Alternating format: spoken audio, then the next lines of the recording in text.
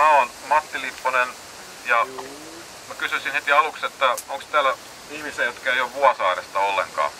Olympiatason ratsastaja siis osallistui ratsastukseen Suomen edustusjoukkueeseen sekä Berliinin että Lontoon olympialaisissa, mutta innokas purjehtija. Hänellä oli vene tuolla. Nyt laituri on kunnostettu tänä kesänä, mutta tuossa oli pitkään semmoinen poju vielä 80-luvulla ja siinä on ollut hänen purjeveneensä. Ja sitten tässä on hänen 30-luvun lopulla teettämä sauna. Ja tässä on meillä tänään tämmönen vähän niin kuin erikoisopas, joka ilmeisesti tähän mukaan hienosti. Ja tähän liittyy nimittäin moniin näihin Vuosaaren paikkoihin tällaisia elokuvahistoriallisia juttuja. Ja nyt sitten, mikä sun nimi nyt oli? Sini? Sari Reini kertoo vähän tästä paikasta noin niin kuin elokuvan kannalta. Joo, hei vaan kaikille. Harrastan tämmöistä elokuvan... Tosta paikasta. No niin, mä harrastan tämmöistä vanhojen elokuvien niin kuvauspaikkojen etsintää. Ja tuossa vuosi sitten niin tätä paikkaa haettiin oikein tosissaan.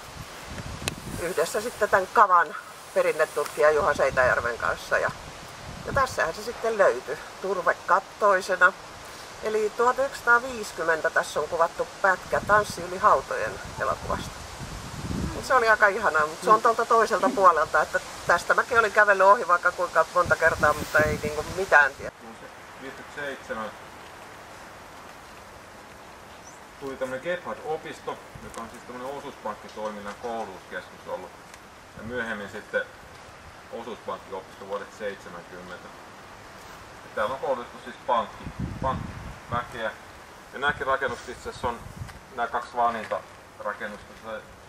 Myöhemmin 60-luvun alussa laajennettiin lisää. Ja sitten tuolla on tommosia hieno näkymä myös sitten tähän Vuosaaren Kallahden ja Aurinkolahden alueisiin. Ja ei vuosaarelaisille tiedosti, tuolla on tietysti toi edelleenkin Suomen korkein asuinrakennus. Sirrus nimeltään, tai Kirrus, jos halutaan lausua noin niin kuin antiikin roomalaista.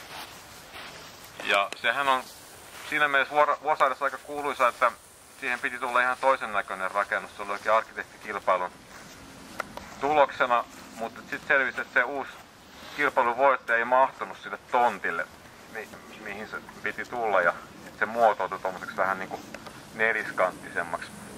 Et sehän näkyy tosiaan tuonne Kaunissaareen ja Södersäliin asti aika kauniisti. Mutta jos sitten jotain hyvää etsii, niin sen on rakentanut tämmönen suhteellisen tunnettu suomalainen juoksija kuin Paavo Nurmi, jonka kesäpaikka on tuossa vieressä, se ei ihan tähän näy.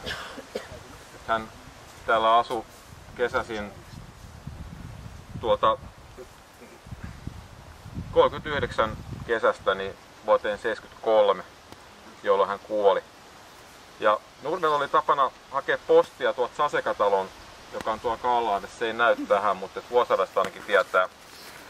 Sinne tuli posti ja souti tonne rantaan ja kävi hakemassa postia ja sitten Kunakasta jo tässä kohtaa.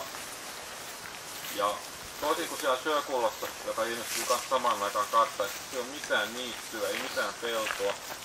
Eli todennäköisesti oli tämmönen kalastajatorppa ratkaisu. Ja niin se vanhin osa, mikä tässä on, niin on tää itä-länsi suuntainen. Eli täällä on, tässä Uvilassa on pyörinyt